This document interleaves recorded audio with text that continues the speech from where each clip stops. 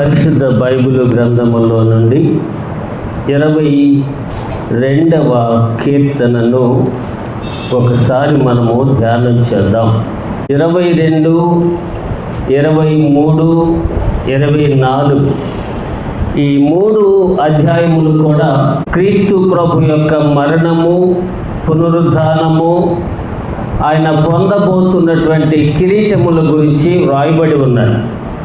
ప్రభువారు కల్వరి సిలువలో మరణించే సమయంలో ఆయనను అక్కడ సిలువ వేస్తున్నటువంటి వారిలో ఉన్నవారు ఎలాంటి వారు అనేది ఈ దినమున మనము తెలుసుకోవలసిన ప్రాముఖ్యం.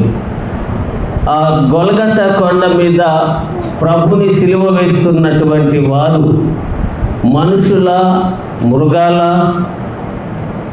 దావీదు వారిని ఏటితో పోల్చాడు. ఈ 22వ కీర్తన అంతా కూడా దానికి సంబంధించే ఉంటుంది. అదే 22వ కీర్తన 12. వృషభములు అనేకములు నన్ను చుట్టుకొని ఉన్నవి, బాషాను దేశపు బలమైన వృషభములు నన్ను ఆవరించి ఉన్నవి. చీల్చును గర్జించుచునుండు సింహము వలె వారు నోళ్ళు తెరుచుచున్నారు. హల్లెలూయా. ఈ కీర్తన యేసు ప్రభువారు కల్వరి సిలువపై మరణించక పూర్వము 1000 సంవత్సరాల క్రితము రాయబడినటువంటి మాట. ఏమంటున్నాడు ఇక్కడ? వృషభములు అనేకములు నన్ను చుట్టుకొని ఉన్నవి, బాషాను దేశపు బలమైన వృషభములు నన్ను ఆవరించి ఉన్నవి. చీల్చును గర్జించుచునుండు సింహము వలె వారు నోళ్ళు తెరిచి ఉన్నారు. అంటే యేసు ప్రభుని కల్వరి సిలువలో ఆయన మరణింప చేయటానికి అక్కడ హింసించే అటువంటి వారు మనుషుల, మృగాల? వారు మనుషులే. కానీ వారిని దేంతో పోల్చాడు దావీదు? ఇక్కడ వృషభములు అన్నాడు. వృషభములు అంటే ఎద్దులు. ఇక్కడ ఇంకేమన్నాడు? బాషాను దేశపు వృషభములు అన్నాడు. బాషాను దేశము అంటే విశాలమైన అని దాని అర్థము. బాషాను దేశం అంటే విశాలమైన, వృషభములు అంటే ఎద్దులు. అంటే కల్వరి సిలువలో యేసు ప్రభుకి ఆ సిలువ మరణము చేసే సమయంలో అక్కడ ఉన్నటువంటి వారిని ఈ దావీదు రాజు దేంతో పోల్చాడు? బాషాను దేశపు బలమైన వృషభములు అన్నాడు. బాషాను దేశంలో ఉన్నటువంటి వృషభములు బలంగా ఉన్నాయి. బాషాను దేశంలో ఏమున్నాయి అసలు? బాషాను అంటే విశాలమైన అని అర్థం. వృషభములు అంటే ఎద్దులు అని అర్థం. ఎద్దు జాతులు ఎన్ని రకాలు ఉన్నాయి? మనకి ఇక్కడ తెలిసినంత వరకు ఎద్దుల్లో వ్యవసాయం చేసే ఎద్దులు ఉంటాయి. వాటిని దుక్కిటెద్దులు అంటారు. అవి ఎప్పుడు కూడా వ్యవసాయం చేస్తూనే వాటి మెడ మీద కాడి పెట్టారంటే అది తీసేంత వరకు అవి దున్నుతూ ఉండాల్సిందే. అవి దుక్కిటెద్దులు. ఇంకా పంది పెద్దులు ఉంటాయి. వాటిని ఎప్పుడు కూడా పందానికి సిద్ధం చేస్తారు. వాటికి బలమైనటువంటి ఆహారం పెడతారు, బలంగా మేపుతారు. ఎక్కడైనా పందెములు ఉంటే వాటిలోకి వెళ్ళి వాటి ప్రదర్శన చూపించి గెలిస్తే ఒక బహుమానం వస్తుంది. ఎవరి అంటే పలానా వాళ్ళవని పేరు కోసము పంది పెద్దులను మేపుతూ ఉంటారు. ఇంకా ఆంబోత్ అంటారు. ఆంబోతు దాన్నే ఆపతెద్దు అంటారు. ఈ రోజుల్లో లేదు, కానీ గతంలో ఒక్కొక్క గ్రామంలో ఒక ఆపతెద్దును విడిచిపెడతారు. దాన్ని ఎవరు కూడా పట్టించుకోరు. ఎక్కడైనా తినచ్చు, ఎక్కడైనా పడుకోవచ్చు, ఏమైనా చేయొచ్చు. దాన్ని కొట్టడానికి ఎవరికి భయం వేస్తుంది అనమాట. ఎవరికో కొట్టరు దాన్ని. ఎందుకంటే దాన్ని ఊరి మీద వదిలేశారనమాట. ఆ ఆపతెద్దుని ఎక్కడికైనా వెళ్తుంది, ఏమైనా పాడు చేస్తుంది. కానీ అది వచ్చేటప్పుడు మాత్రము ఆ పరిసర ప్రాంతాల్లో ఉన్నటువంటి వారికి భయం కలుగుతుంది. దాన్ని చూస్తే అంత బలమైనటువంటి దేహము, దాని కళ్ళు, దాని రూపము, దాని రంకెలేయటము అంత బలమైనటువంటి ఆ ఆంబోతు అనమాట. దాన్ని ఊరి మీద వదిలిపెట్టిన ఆంబోతు. అది ఎవరిని ఏం చేయటానికైనా వెనకాడినటువంటిది. అలాగే గంగిరెద్దు ఉంటుంది. అది ఏ ఇంటికి వెళ్ళి అక్కడ ఆడించేవారు డూడు బసవన్ అంటే అది ఏం చెప్తే అదే చేస్తుంది. అయ్యగారిని పొగడమంటే పొగుడుతుంది, తల ఒప్పమంటే తల ఊపుతుంది, కాలెత్తమంటే కాలెత్తుతుంది. అది గంగిరెద్దు. ఏ ఇంటి దగ్గర వేసే యాక్షన్ అది అక్కడ చేస్తుంది. మరి ఇప్పుడు భాషాల దేశంలో బలమైనటువంటి వృషభములు ఆవరించి ఉన్నాయంటే ఈ 4 జాతుల్లో ఏ జాతి కలిగిన ఎద్దులు అక్కడ ఉన్నాయి? ఈ 4 రకాల్లో పందానికి మేపే ఎద్దా, దుక్కి దున్నే ఎద్దా, గంగిరెద్దా, లేక ఊరు మీద ఇడిసిపెట్టినటువంటి ఆపతెద్దా?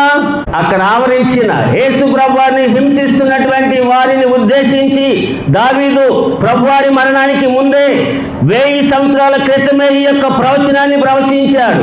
ఆయన మరణించే సమయంలో అక్కడ ఉన్న ప్రజలు ఆయన్ని ఎలాగ క్రూరంగా హింసిస్తారో, ఏ రకమైన ఏ విధానములో హింసిస్తారో అన్ని కూడా స్పష్టంగా వ్రాశాడు. మరి 4 రకాల్లో ఏ ఎద్దంటారు? అక్కడ ఏ ఎద్దంటారు? పంది పెద్ద ఉందనుకోండి, అది ఆ మేపే వాళ్ళ స్వాధీనంలో ఉంటుంది. అది ఎవరి మీదకి గబకనే వెళ్ళి పోట్లాడటానికి ప్రయత్నం చేయదు. ఎందుకంటే దానికి ముక్కుకు కళ్ళె వేసి ముక్కుతాడు వేసి పట్టుకొని ఉంటారు కాబట్టి. ఈ దుక్కుటెద్దు కూడా అంతే, ముక్కుతాడేసి వారి చేతిలో పగ్గాలు ఉంటాయి కాబట్టి. అలాగే గంగిరెద్దు కూడా మేపేవాడు ఉంటాడు, ఆడించేవాడు ఉంటాడు, ఆడుతూ ఉంటుంది. మరి ఆపతెద్దుని ఎవరు ఆడిస్తారు? ఆంబోతుని ఎవరు ఆడించేవారు? దాని ఇష్టం అన్నమాట. దాని ఇష్టం వచ్చినట్లు చేస్తుంది. ఈ యొక్క పచ్చని పొలమును పాడు చేయాలని దానికి తెలియదు. ఈ పచ్చని చెట్లు పాడు చేయాలని తెలియదు. వీళ్ళని కొట్టాలి, పొడవాలని దానికి తెలియదు. ఎవరిని పొడుస్తుందో, ఎందుకు పొడుస్తుందో, ఎందుకు రంకెలేస్తుందో దానికే తెలీదు. ఆ భాషాలు దేశపు ఎద్దులు అంటే ఇవే బలమైనటువంటి ఎద్దులు. ఆ మాట భాషాల దేశంలో నిజంగా ఎద్దులు ఉన్నాయా అంటే హెస్కేలు గ్రంథము 39వ అధ్యాయము 18వ వాక్యము. భాషాల్లో ఉన్నటువంటి వారు ఏం చేస్తారంటే భాషానులో క్రొవ్విన పొట్టేళ్ల యొక్కయు, గొర్రె పిల్లల యొక్కయు, మేకల యొక్కయు, కోడెల యొక్కయు రక్తము త్రాగుదురు. అంటే కోడె అన్న కూడా ఇదే ప్రియులారా, అక్కడ ఉన్న మనుషులు రక్తం తాగే అలాంటి మనుషులు అన్నమాట. అంటే అలాంటి ప్రదేశంలో ఉన్నటువంటి ప్రజలు రక్తము తాగే మనుషులుగా ఉండి యేసు ప్రభు వారిని సిలువేయటానికి అక్కడ హింసిస్తున్నట్లుగా ఈ వాక్య భాగములో మనము చూస్తూ ఉన్నాం. అయితే యేసు ప్రభుని ఏ రకంగా ఏ విధానాల్లో హింసించారు? మనం అనుకునేది ఏమిటంటే యేసు ప్రభు వారికి కలువరి సిలువలో తలకి ముళ్ళ కిరీటము, చేతుల్లో మేకులు, కాళ్ళల్లో మేకులు, ఆయన పొట్టలో బల్లెపు పోటు, ఇంతవరకే అనుకుంటాం. హల్లెలూయా అంతేనంటారా? ప్రియులారా, యేసు ప్రభు వారికి కలువరి సిలువలో పెట్టిన శ్రమ ఎన్ని రకాలుగా ఉన్నదంటే, ఒకటి శరీరపరముగా శరీరం మీద గాయం పెట్టి శరీరాన్ని హింసించారు. రెండవది ఆయన శరీరం మీద ఉన్నటువంటి వస్త్రములను తీసి వివస్త్రుడుగా చేసి ఏదో ఒక చిన్న గుడ్డ ఆయన మొలకు కట్టి వస్త్రహీనునిగా చేసి ఆ యొక్క స్థలములో అవమానపరిచారు. వస్త్రహీనునిగా చేస్తే అది ఎంత పరిస్థితి అండి? వస్త్రహీనుడుగా ఒకరు చేసినప్పుడు ఆ యొక్క వ్యక్తి మానసికంగా హింసించబడినట్లే కదా. శరీరపరంగా హింసించారు, మానసికంగా హింసించారు. మూడవది, ఆయనను నీవు నిజంగా దేవుడు అయితే నిన్ను నీవు రక్షించుకొని మమ్ములను కూడా రక్షించని హేళన చేయలేదా? తను నమ్మినటువంటి దైవమును, తను నమ్మినటువంటి విశ్వాసమును ఆ దేవుణ్ణి అవమానపరుస్తుంటే అది అతని ఆత్మ సంబంధమైనటువంటి జీవితం మీద ఆయనకు శ్రమ పెట్టలేదా? ఆత్మీయంగా ఎదుగుతున్నాడు. ఆత్మీయతలో నువ్వు నిజంగా దేవుడిని నమ్మితే, దేవుడైతే రాళ్ళని రొట్టెలు చేసుకో. ఈ దినాల్లో అంటలేదా? చాలామంది కూడా నువ్వు ప్రభుని నమ్మావంటే, ఎందుకు నమ్మావంటే నాకు మేలు చేసినాయంటే, నా గురించి మన మేలు నేను నమ్ముతాను వాళ్ళేరా. నాకు కూడా చేయమని, ఇదిగో నాకు ఇప్పుడు బాగా తగ్గించమనండి, నేను కూడా ప్రభువుని నమ్ముతాను అని చెప్పినటువంటి వారు లేరా? ఈ ప్రపంచంలో కోకోలలో ఉన్నారు అలాంటి వారు. ప్రియులారా, నీవు నమ్మినటువంటి దైవమును హింసించడానికి, ఆయన ఆత్మపై, ఆయన ఆత్మ సంబంధమైన జీవితంపై హింసించడానికి ఎవరికి హక్కు లేదు. అది రాజ్యాంగం మనకి ఇచ్చినటువంటి హక్కు, ప్రతి ఒక్కరికి ఇచ్చినటువంటి హక్కే. యేసు ప్రభువుని కల్వరి శిలువలో ఈ యొక్క భాషల దేశపు బలమైనటువంటి ఎద్దుల్లో ఉన్నటువంటి మనుషులు శరీరపరంగా, ఆత్మీయ పరంగా, మానసికంగా ఇన్ని రకాలుగా హింసలు పెట్టారు. కొన్ని సమయాల్లో కొంతమంది మనుషులు ఎంత చెప్పినా వినకపోతే ఏమంటారు? పశువు అంటే పరవరా, ఒరే ఎద్దా అంటారా మాట? వాడతారు సహజంగా సమాజంలో. ఎంత చెప్పినా వినవేరా, మూర్ఖంగా ప్రవర్తిస్తున్నావు ఏంటి అని. ప్రియులారా, అక్కడ ఉన్న ప్రజలు మూర్ఖంగా ప్రవర్తించారు, యేసు ప్రభు వారిని అన్ని రకాలుగా హింసించారు. అదంతా ఎవరి కొరకు? అదంతా ఎవరి కోసం? అది ప్రియమైనటువంటి దేవుని బిడ్డలారా, వాక్యం వినటువంటి సహోదరి సహోదరులారా, ఒకవేళ నీ యొక్క క్రైస్తవ జీవితంలో ఇలాంటి ఆటంకములు, అలాంటి బలమైనటువంటి వారి ద్వారా శ్రమ నీకు సంభవించినట్లయితే, అలాంటి సంభవించిన శ్రమల నుంచి నీవు మానసికంగా దెబ్బతిన్నావా, శరీరపరంగా దెబ్బతిన్నావా, శ్రమ అనుభవించావా, గాయాలకు తగిలియా, నీవు ఆత్మ సంబంధముగా గాయాలు పడ్డావా, వాటన్నిటిలో నుంచి నిన్ను విడిపించడానికే ప్రభు యేసుక్రీస్తు వారు ఆ కల్వరి శిలువలో అంత శ్రమను అనుభవించగలిగారు. ఆ శ్రమ అనుభవించాలంటే అన్ని శ్రమలు వచ్చినటువంటి మనము తట్టుకోగలమా? యేసు ప్రభు వారు ఎంతకాలం శ్రమ పడ్డాడు అనుకుంటారు? చాలా మంది శ్రమల దినాలు పాటిస్తారు కదా. ఈ 40 రోజులు శ్రమల దినాలు అయిపోయిన తర్వాత అవి గుర్తు కూడా ఉండవేమో, బహుశా వాళ్ళకి అవి గుర్తు కూడా ఉండవేమో. యేసు ప్రభు వారు ఈ 40 దినాలైనా శ్రమ పడింది. నా ప్రశ్న, ఈ 40 దినాలు శ్రమల దినాలు అని చెప్పుకునే వాళ్ళకి ఇది నా ప్రశ్న. 40 దినాల కంటే యేసు ప్రభు శ్రమ పడలేదా? పుట్టింది మొదలుకొని చనిపోయేంత వరకు ఈ లోకములో ఎవరైనా శ్రమపరచబడతారా? శ్రమ అనుభవిస్తారా? ఒక యవనస్తుడు పాస్టర్ గారి దగ్గరికి వెళ్ళి, అయ్యా నాకు అస్సలు ఓర్పుంట్లా, ఎవరైనా ఏదైనా మాట్లాడుతుంటే వెంటనే కోపం వస్తుంది, ఏం చేస్తానో తెలియట్లా, నాకు ఓర్పు దేవుడు ఇవ్వాలని నా కోసం ప్రార్థన చేయమని యవనస్తుడు పాస్టర్ గారిని అడిగాడంట. ఈ పాస్టర్ గారు సరేనని ఆయన మీద చేయి పెట్టి, అయ్యా ఈ యవనస్తుడు ఓర్పు కావాలని నన్ను అడుగుతున్నాడు, ఈయనకి ఎక్కువ శ్రమలు పెట్టు, ఎక్కువ శ్రమలు అనుగ్రహించు అన్నాడంట. ఆ మాట అనుభవించి ఆ ప్రార్థన పూర్తి కాకముందు కళ్ళు తెలిసి, పాస్టర్ గారు నేను దేని కొరకు ప్రార్థన చేయమన్నాను, మీరు దేని కొరకు ప్రార్థన చేశారండి? అదే మీరు వచ్చి నన్ను ప్రార్థన చేయమన్న అంశాన్ని తప్పించి ఇంకొక విషయంలో ప్రార్థన చేస్తే ఒప్పుకుంటారా? ఆ యవనస్తుడు కూడా ఆయన అట్లా అడిగితే, నేనేం తప్పు చేశానయ్యా, నేనేమని ప్రార్థన చేయమన్నాను? నాకు ఓర్పు కావాలని ప్రార్థన చేయమన్నా. మీరేమని ప్రార్థన చేశారు? నాకు శ్రమ కలగాలని ప్రార్థన చేశారు. దానికి దీనికి సంబంధం ఉందా అంటే నీకు తెలియంది అదే. ఎందుకో తెలుసా? కల్వరి శిలువలో యేసు ప్రభువుని ఎన్ని రకాలుగా హింసించారు, శ్రమలు పెట్టారు. శరీరపరంగా, మానసికంగా, ఆత్మీయంగా ఎన్ని రకాలుగా శ్రమ పెట్టినా ఎక్కడైనా నోరు తెరిచాడా? నీకు శ్రమ కలిగితేనే కానీ ఓర్పు వచ్చే అవకాశము లేదయ్యా అని ఆ పాస్టర్ గారు ఆయనకి సమాధానం చెప్పారు. పిల్లరా, మరి యేసు ప్రభు ఎంతకాలము శ్రమ అనిపించాడు? ఏదో లెంట్ డేస్ అని చెప్తారు ఈ దినాల్లో, శ్రమల దినాలని తెగ పాటిస్తూ ఉంటారు చాలామంది కూడా. వాళ్ళ గురించి నేను ఎప్పుడు విమర్శించను, కానీ ఎవరి గురించి విమర్శించను. యేసు ప్రభు శ్రమ పడింది 40 దినాలేనా? నేను అంటాను, ఆయన పుట్టింది మొదలుకొని చనిపోయేంత వరకు కూడా శ్రమ పడ్డాడు అంట. నమ్ముతారా మాట? నాగే గారు తలూపుతున్నారు, నమ్మినట్టే. ఎందుకు? ఎలా? జన్మించిన వెంటనే హేరోదు ఏం చేశాడండి? ఏం చేశాడు? మగ పిల్లవాడిగా పుడితే చంపివేయమన్నాడా? అప్పుడే ప్రారంభం కాలేదా ఆయనకి శ్రమ? అప్పుడే ఆయనకి ప్రారంభమైన శ్రమ. అప్పుడే తల్లిదండ్రులు ఆయన అడిగి తీసుకుని ఐగుప్తుకు తీసుకొని వెళ్ళారు. మళ్ళా దేవుని దూత వెళ్ళి చెప్పేంత వరకు అక్కడే ఉంచారు ఆయన్ని. అప్పుడే ఆయన శ్రమ ప్రారంభమైంది. ఆయన జీవించిన కాలంలో, సేవ చేస్తున్న సమయంలో, దేవుని ఆలయంలోకి వెళ్ళి వాక్యం చెప్పే సమయంలో యెషయా గ్రంథం ఆయన చేతికి వచ్చినప్పుడు ఆ గ్రంథం గురించి వాక్యం చెప్తుంటే ప్రజలందరూ ఆయన్ని మెడ పట్టుకొని తీసుకొచ్చి బయటికి నెట్టేయలేదా?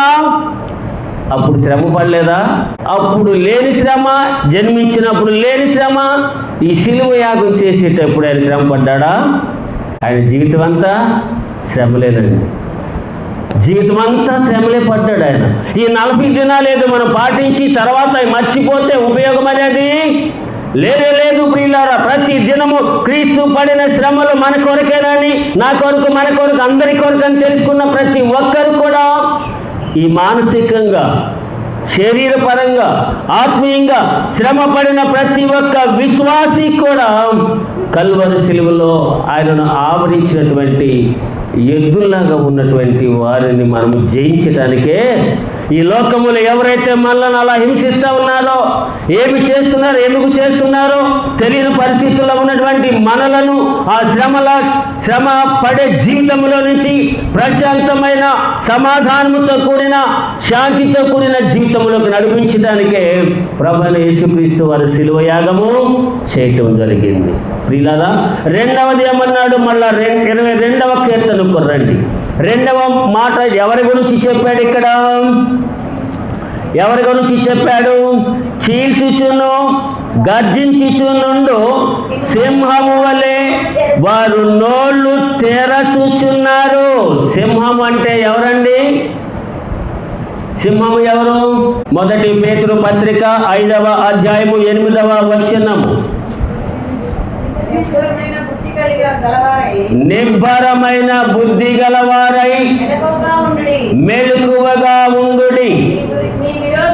మీ విరోధి అయిన అపవాది గర్జించు సింహము వలె ఎవరిని మృంగుదునా అని వెతుకుచూ ఉన్నాడు. ఎవరండి ఇక్కడ సింహము? రెండవది దేనితో పోల్చాడండి?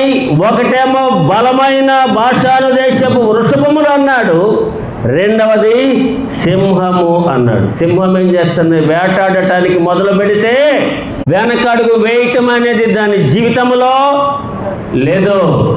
వేటాడటానికి మొదలు పెట్టిందంటే, ఒక చోట పొంచి ఉందంటే ఖచ్చితంగా పట్టుకొని చంపాల్సిందే, తినాల్సిందే. దానికి దయాదాక్షిణాలు ఉంటాయండి. అయ్యో నేను ప్రాణం తీస్తాననే అనవసరంగా ప్రాణాన్ని తీసేని అనుకుంటుందా? ఈ గర్జించు సింహము సాతానుడు. ఆ సాతానుడు గర్జించు సింహం వల్లే పొంచి చూస్తాడు, పొంచి ఉంటాడు. దావీదు గొర్రెలు కాసే సమయంలో కూడా సింహము ఎలుగుబంటి ఆయన మందలోకి వెళ్ళి ఒక మేకను పట్టుకొని వెళుతూ ఉంటే చేతిలో ఏమీ లేకపోయినా వాటిని తరిమి, ఆయన చేతిలో ఒకే ఒక ఆయుధం కర్ర, అంతే. ఆ దుడ్డు కర్ర చేతిలో ఉంటుంది. ఆ దానితో వాటిని తరిమి ఆ సింహం తీసుకొని వెళుతున్న, ఎలుగుబంటి తీసుకొని వెళుతున్నటువంటి గొర్రె పిల్లను కాపాడినటువంటి వాడు దావీదు. ప్రియులారా, సింహం గొర్రె పిల్లలను పాడు చేయటం లేదా? గొర్రెలుగా ఎవరున్నారు? గొర్రెల కాపరిగా మనకు ఆయన ఉంటే, గొర్రెలుగా విశ్వాసులుగా మనం ఉన్నాము. అందుకే యెహోవా నా కాపరి, నాకు లేమి కలుగదు. ప్రియులారా, ఈ సింహము ఈ లోకములో ఉన్న విశ్వాసులను, బలమైనటువంటి విశ్వాసులను, పూర్తిగా దేవునికి సమర్పించుకున్నటువంటి వారిని ఎలా పాడు చేయాలా, ఎలా వారి జీవితాలను పతనం చేయాలా అని నిత్యము కంకణం కట్టుకుంటుంది అనమాట. మనిషి బలహీనత ప్రతి ఒక్కటి అని దానికి తెలుసు. ఎవరికి బలహీనతలు ఉంటాయో వాళ్ళకి తెలుసు. వాడికి ఎవరిని ఏ రీతిగా లోపరుచుకోవాలో కూడా వాడికి తెలుసు. అలాగే ఆదామవ్వల బలహీనత ఏంటో కూడా తెలిసే వారికి పాపంలో ప్రవేశింపచేశాడు. సంసోనికే బలహీనత ఉన్నదో తెలిసి ఆయన్ని కూడా బలహీనునిగా చేశారు. మన జీవితాలను బలహీనము చేయాలని, పచ్చని సంసార స్థితిలో కలిగిన వారికి ఆ యొక్క నష్టం కలిగించాలని, వారి దుఃఖానికి గురి చేయాలని పరలోకములో యుద్ధం చేసినటువంటి సాతానుడు అక్కడ గెలవలేక ఈ లోకానికి వచ్చి ఆయన బిడ్డలకు ఎవరైతే ఈ లోకములో ఉన్నారో వారందరినీ కూడా పాడు చేయటానికి నిత్యము కంకణం కట్టుకుంటున్నాడు. వాడే అపవాది సింహము వాడే యేసు ప్రభువుని గొల్గొతా కొండ మీద హింసించే వారి గుంపులో ఉన్నటువంటి అనుచరులు. మరి దావీదు గొర్రెపిల్లను కాపాడాడు. మనల్ని మనం కాపాడుకోవాలంటే ఏం చేయాలా మన చేతిలో కూడా సింహాన్ని చంపగలిగిన ఆయుధం మనకు ఉండాలి. దావీదు చేతిలో ఆయనకు ఒక ఆయుధం ఉన్నది. ఆ దుడ్డు కర్రతో వాటన్నిటిని కాపాడుతూ ఉండేవాడు.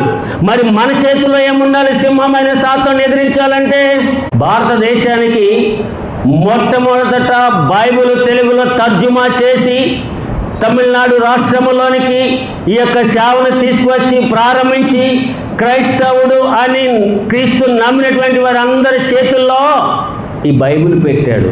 ఎవరైనా? William Carey. ఆయన ఆ బైబిల్ తర్జుమా చేసి మన చేతుల్లో పెట్టాడు. ఇదే మనకు ఒక ఆయుధమే అంటారా? హల్లెలూయా, హల్లెలూయా. ప్రియులారా, ఈ ఆయుధాన్ని మనం ఏం చేయాలి? ఇక్కడ ఆయుధాన్ని ఉపయోగిస్తే సాతానుడు మన మీదకి వస్తాడా? అది చూస్తే వాడికి భయం కలగాలి. వీరి చేతుల్లో బలమైన ఆయుధం ఉన్నది. ఈ ఆయుధము మన చేతుల్లో, వాళ్ళ చేతుల్లో ఉంది కాబట్టి నేను ఇప్పుడు వాళ్ళ మీదకి వెళితే ఖచ్చితంగా నాకు ప్రమాదము జరుగుతుందని వాడికి తెలిస్తే వాడు మన మీదకి వస్తాడా? వాడుతున్నామా మరి ఈ ఆయుధాన్ని? వాడుతున్నామనే, వాడటం లేదనా? నేనేదో హల్లెలూయా అంటున్నాననే, నేను అంటున్నానని మీరు కూడా అన్నారంటారా? అప్పుడప్పుడు ఇట్లాంటివి కూడా చేస్తారనమాట. అంటే వాడుతున్నారా అన్న వెంటనే హల్లెలూయా చెప్పానంటే మీరు అన్నారంటే వాడుతున్నారు అని అర్థం. ఏదో అప్పుడు మాత్రం నేను ఒక నమ్మక వస్తేగా చెప్పట్లా. పిల్లరా, వాడుతున్నామా? ఈరోజు వచ్చే ప్రార్థనకి చక్కగా తీసాము, చూసాము, తర్వాత వెళ్ళిపోయి ఎక్కడ ఉంటుంది? ఇది ఎక్కడ ఉంటుంది? ఇంట్లోనే ఉంటుంది. ఇంట్లో ఉంటుందని నేను చెప్పలేదుగా. క్రిస్మస్ పండుగ అందరికి వస్తుంది కదా. ఇంటి పైన ఏం పెడతారు? ప్రతి ఇంటి పైన స్టార్ పెట్టని ఇల్లు అంటూ లేదు. క్రీస్తు నమ్మినటువంటి వారు స్టార్ పెట్టినటువంటి వారు ఎవరో ఉండరు. ఇంటి పైన స్టారు, ఇంట్లో దేవుడి గారు చెప్పేసారు. అంటే ఇంట్లో ఏముంటుందంట? బారు. వంటింట్లో ఏముంటుంది? ఇంట్లోనే ఉంది రెస్టారెంట్. వంటింట్లో పోర్ అనమాట. ఆయన స్టార్ కట్టాడు పండక్కే, ఫ్రెండ్స్ని తీసుకొచ్చాడు, బారు పెట్టాడు. ఇంట్లో భార్యగా ఐజయ్ అంటాడు. ఆమె లోపలికి వెళ్ళి ఈయనతో పోరు పెట్టుకుంటుందా? నువ్వు చేసే పనికి ఈ పండుగకి వాళ్ళందరం తీసుకొస్తే నేను చేసి పెట్టాలందా? అదే క్రిస్మస్ అనమాట. ఇంటి పైన స్టారు, ఇంటిలో బారు, వంటింట్లో పోరు. మరి ఈ దినమున బైబిల్ ఒక ఆయుధంగా దేవుడు మనకి ఇస్తే తీసుకెళ్ళి అక్కడ పెడతాం. ఇది అయిపోయిన తర్వాత టీవీ పైన ఏమో బైబిల్ ఉంటుంది, టీవీలో నుంచేమో హల్లెలూయా, హల్లెలూయా. ఇప్పుడు చెప్పట్లేదు ఎందుకని? ఒక ఆమె ఉందంట, అయ్యా భయంకరమైన ఉదూదు తుఫాను వచ్చి చూసారా? ఉదూదా ఏదో దాని పేరు, ఆ ఉదూదు తుఫాన్ అంట. ఆ తుఫాను వచ్చినప్పుడు అందరి ఇళ్ళ మీద ఉన్న రేకులన్నీ లేచిపోయాయి, కానీ మా ఇంటి మీద రేకులు మాత్రం లేచిపోలేదన్న. ఎందుకైనామంటే ఏమో మాకు తెలియదయ్యా, అందరి ఇళ్ళ మీద రేకులు లేచిపోయినాయి, మా ఇంట్లో రేకులు మాత్రం, మా ఇంటి మీద రేకులు లేచిపోలేదు. ఆయనకు అర్థం కాదు, ఇదేంటా అందరి ఇల్లు మీద ఉన్న రేకులను లేచిపోతే ఈయన ఇంట్లోనే ఒక రేకులు ఎందుకు పోలేదు? ఆయన అనే అర్థం కాదు చెప్పేసి కాపీ కొట్టిందనమాట. ఇప్పుడు జాన్ మేరీ గారికి పాస్టర్ గారు చెప్పింది. ఏ రేకులంట? ఏంటది? మొగల రేకులంటే ఉందంటారా? తెలుసు వాటికి. సీరియల్ టీవీలో ఏ టైంలో ఏ సీరియల్ వచ్చిందో చాలామందికి తెలుసు. మీకు తెలిసిద్దని నేను అంటలా, మళ్ళీ నా మీద తగాదికి రాబక్కండమ్మా. మీకు తెలిసా నేను అంటలేదు, కానీ బైబిల్ తీసుకెళ్ళి ఎక్కడ పెడుతున్నాము? టీవీ మీద బైబిల్ ఉంటుంది, టీవీలో నుంచేమో ఏవో వస్తామంటే వాటిని చూస్తూనే ఉంటారు. చూడొద్దు అని నేను చెప్పను. అల్లరితో కూడినటువంటి ఆటపాటలను మనము చదువుకోవచ్చు. మన మైండ్ డైవర్ట్ అయిపోద్దని. ప్రియులారా, ఉపయోగిస్తున్నామా? ఇంటికి వెళ్ళిన తర్వాత ఒక నిమిషమైనా తీసుకొని దాన్ని చదువుతున్నామా?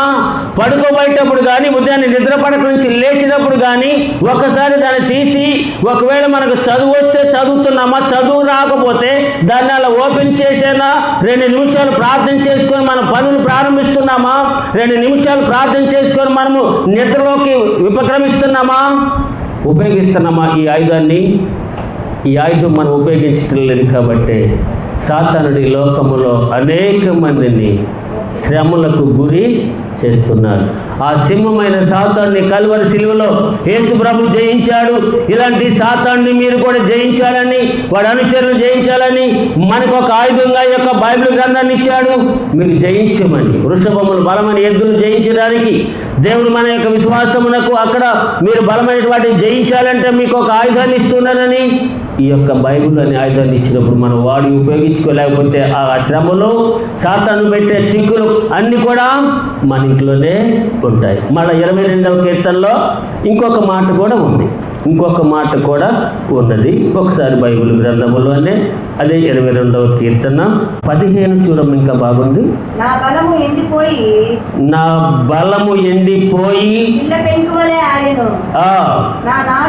నా నాలుక నా దవడను అంటుకొని ఉండెను. నీవు నన్ను ప్రేతల భూమిలో పడవేసి ఉన్నావు. కుక్కలు నన్ను చుట్టుకొని ఉన్నవి. కల్వరి శిలువలో యేసు ప్రభుని ఆవరించినటువంటి మనుషులలో ఇంకొక రకమేలాంటి వారు కుక్కలు. ఒకటేమో బాషాను దేశము బలమైన ఎద్దులు అంటే, 2 సింహము అంటే, 3 కుక్కలు అన్నాడు. ఈ మాట పౌలు గారు ఫిలిప్పీ సంఘానికి వచ్చి వాళ్ళకి వాక్యం చెప్తూ ఒక మాట ఏమన్నాడో చూద్దామండి. ఒకసారి ఫిలిప్పీ పత్రిక మనం వచ్చినప్పుడు, ఫిలిప్పీ పత్రిక 3వ అధ్యాయమునకు మనం ఒకసారి వస్తే ఒక మాట మనకి ఏముండాలంటమ్మా? ఎవరి విషయం అది? ఎవరి విషయంలో జాగ్రత్తగా ఉండాలా? ఎందుకు ఉండాలా? కుక్కల విషయంలో ఎందుకు జాగ్రత్తగా ఉండాలా? కుక్క యొక్క లక్షణం ఏంది? చాలా మంది అంటారు కదా, కుక్కకు ఉన్న విశ్వాసం కూడా నీకు లేదని. మరి కుక్కల విషయమే జాగ్రత్తగా ఉండమని ఎందుకు అన్నాడు? విశ్వాసం కలిగిందే కదా కుక్క. ఎందుకు జాగ్రత్తగా ఉండమన్నాడు? ఈ వాక్యాన్ని మనం ఒకసారి గమనిస్తే కుక్కల విషయమై ఏం ఆలోచించారు మనము? ఇంకొక మాట కూడా 2వ పేతురు పత్రిక 2వ అధ్యాయము 22వ వాక్యము. కుక్క తన వాంతికి తిరిగినట్లు కడుగబడిన పంది బురదల దొర్లునట్లు అను సామెతే వారికి సంభవించెను. కుక్క, పంది. ఈ పంది బురదలో పడుతుందంటండి. ఒక అతను అట్లాగే పందిని మేపుతూ దొరగారి కొడుకులాగా దాన్ని చక్కగా స్నానం చేపించి, మంచి గౌనములు కుట్టించి, మంచి చేతిలో పట్టుకొని వెళ్ళటానికని ఒక తాడు ఒకటి చైన్ ఒకటి చేపించి, ఈయన రోజు వాకింగ్కి వెళ్తుంటే దాన్ని కూడా వాకింగ్ తీసుకెళ్ళేవాడంట. దానికి ఏం పెట్టాలో తిండి బాగా మేపాడంట. బలహీనంగా ఉన్న అది కొంతకాలానికి బాగా బలం వచ్చింది. వాకింగ్కి వెళ్ళే టైంలో దూరంగా చూస్తే ఒక మురిగుంట కనపడిందంట. ఆయన చేతిలో ఉన్నటువంటి తాడు ఉడాయించుకొని వెళ్ళిపోయి ఆ బురద గుంటలో పడి దొరుకుతుందంట. దాని స్వభావం మారిందా? కుక్క విషయమై జాగ్రత్తగా ఉండండి. ఎందుకు ఉండాలి కుక్క విషయమై జాగ్రత్తగా? అక్కడ సిలువలో యేసు ప్రభు వారిని ఆవరించినటువంటి వారిలో కుక్క లక్షణములు కలిగిన వారు ఉన్నారు. ఏం చేస్తుందండి కుక్క? ప్రియులారా, యేసు ప్రభుని ఆవరించినటువంటి వారిలో ఉన్నటువంటి కుక్క ఎందుకు? దానికి ఏమి లోపం ఉంది? కుక్క విశ్వాసం అంటారు. ఒక నెల లేదా 2 రోజులు భోజనం పెట్టామంటే మనం చచ్చిపోయేదాకా మన ఇంటి దగ్గర కాపలా కాస్తూ ఉంటుంది. అంత విశ్వాసం కలిగిన కుక్క విషయమై జాగ్రత్త అన్నాడేంటి? పల్లెటూరులో మీరు గమనించలేదు, ఎక్కడైనా ఉండదు అది. ఆ చివర బజార్లో ఉన్న కుక్క ఈ బజార్లోకి వస్తే ఇక్కడున్న కుక్కలు ఊరుకుంటాయా? పోనీ ఈ బజార్లో ఆదరణ ఉన్నటువంటి కుక్క ఈ బజార్లోకి వస్తే ఊరుకుంటాయా? ఈ బజార్లో కుక్క ఇంకొక బజార్కి వెళ్తే ఊరుకుంటాయా? హల్లెలూయా హల్లెలూయా. ఇప్పుడు చెప్పట్లా, ఏదో చిత్రకాశ అనుకున్నదేమో. అంటే వాటికి ఏమి లేదు. కుక్కలు కాదు, ఇక్కడ మనుషులే. ఒక్కోసారి అంటారు కదా, ఎవరన్నా పొరపాటు మన బజార్లోకి వస్తే, ఏంటమ్మో ఇలా దాదాపు మా బజార్కి వచ్చేవు అంటారా? అంటే వాళ్ళకి ఎందుకు అన్నారో తెలియదు. కానీ కుక్క ఆ బజార్లో కుక్క ఈ బజార్కి వచ్చి కుక్కలు ఊరుకోవు. ఎందుకంటే వారికి ఐక్యత లేదు. వాటికి ఒకటి అంటే ఒకటికి పడదు. ఆ బజార్లో మేమున్నాం, మాకే సొంతం, మీకు అంతే. ఇంకొకరి బజార్కి రావటానికి వీలు లేదు. మనుషుల స్వభావము కూడా అలాగే ఉన్నది. సిలువలో ఆయన సిలువేసేటప్పుడు శ్రమ పెట్టినటువంటి వారిలో ఇలాంటి వారే ఉన్నారు. కుక్క లాంటి వారు ఎలా ఉంటారండి? ఈ కుక్క ఏం చేసింది? బాగా తిని అరగనటువంటి ఆహారాన్ని మళ్ళా కక్కి దాన్నే తింటది. ఒకసారి మనం క్రీస్తులకు వచ్చిన తర్వాత, ఒకసారి తండ్రి కుమార పరిశుద్ధాత్మ నామముల బాప్తిజం తీసుకున్నామంటే మన పాప రోత బ్రతుకుని, మన పాప క్రియలన్నిటినీ ఆనాడే నీటిలో సమాధి చేశాం. మరలా విడిచిపెట్టినటువంటి పాపములను తిరిగి మరలా చేస్తున్నామంటే, క్రీస్తులోకి వచ్చిన తర్వాత చేస్తున్నామంటే, ఇక దానికి మనకి తేడా ఉంటుందా? అంటే అక్కడున్న ఆ మనుషులు ఎలాంటి వారంట? కుక్క లాంటి వారు. ప్రియులారా, యేసు ప్రభుని సిలువలో శ్రమలు పెట్టినటువంటి వారిలో, సిలువకు ఆహుతి చేసినటువంటి వారిలో ఉన్న మనుషులను దావీదు రాజు 3 రకాల మనుషులు పద్ధతి కలిగినటువంటి ఆ మృగాలతో పోల్చారు. ఏంటవి?